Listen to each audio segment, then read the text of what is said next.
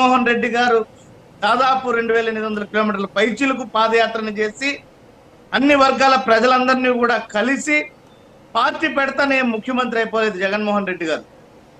Sympathy అనేదేమి party పెట్టినప్పుడే ముఖ్యమంత్రి అయిపోయిండొచ్చు కదా, అదే సింపతి ఉంటే.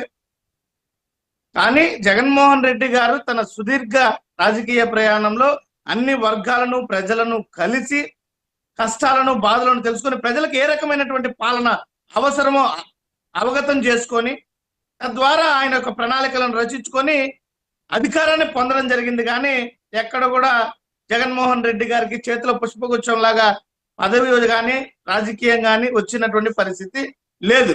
మరి లోకేష్ గారి వ్యవహార శైలి చూస్తే లోకేష్ గారు రాజకీయంగా ఈ రకమైనటువంటి పదవులతో పోవడం ఎటువంటి అభ్యంతరకరం కాదు.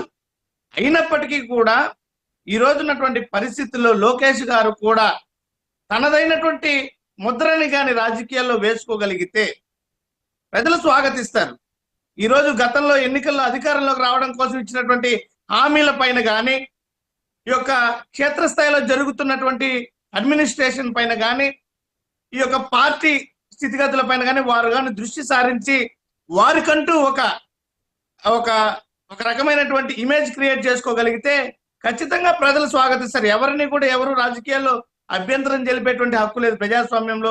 ఎంత మాత్రం లోకేష్ గారు చంద్రబాబు నాయుడు గారి తనయుడైనప్పటికీ కూడా ఆయనకి కూడా ఈ యొక్క దేశ పౌరుడిగా రాజ్యాంగం కల్పించినటువంటి హక్కు రాజకీయాల్లో రాణించడం అనేది. అయితే రాజకీయాల్లో చిత్తశుద్ధి అవసరం. ఈ రోజు ఒక రాజశేఖర రెడ్డి గారి పేరు చెప్పినా, జగన్మోహన్ రెడ్డి గారి పేరు చెప్పినా, మహానుభావులు ఎన్టీ రామారావు గారి పేరు చెప్పినా ప్రజలు ఏ రకమైనటువంటి అనుభూతి చెందుతారో, ఏ రకమైనటువంటి పథకాలను పాలనను గుర్తు చేసుకుంటారో ఆ రకమైనటువంటి ముద్రని లోకేష్ గారు కూడా వేస్తే సంతోషం. సురేష్ గారు ఇక్కడ ఒకటి ఏంటంటే మీకు అడుగుతున్నది, సరే నారా లోకేష్ గారు రాజకీయాల్లోకి వచ్చినటువంటి సందర్భంలో ఏ విధమైనటువంటి ట్రోల్స్ చేశారు, ఆయన ఏ విధంగా చెప్పారు అనేది మనం చూసామన్నమాట. అంటే ఒక రకంగా చెప్పాలంటే ఆయన తండ్రి చాటు కొడుకుగా రాజకీయాల్లోకి వచ్చారు మీరు చెప్పినట్టు.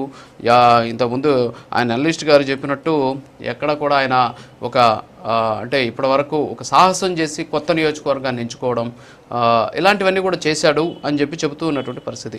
సో ఈరోజు ఈ స్థాయికి రావడానికి కారణం ఒక పక్క తెలుగుదేశం పార్టీ, ఇంకో పక్క చంద్రబాబు నాయుడు అయినప్పటికీ కూడా మీ పార్టీ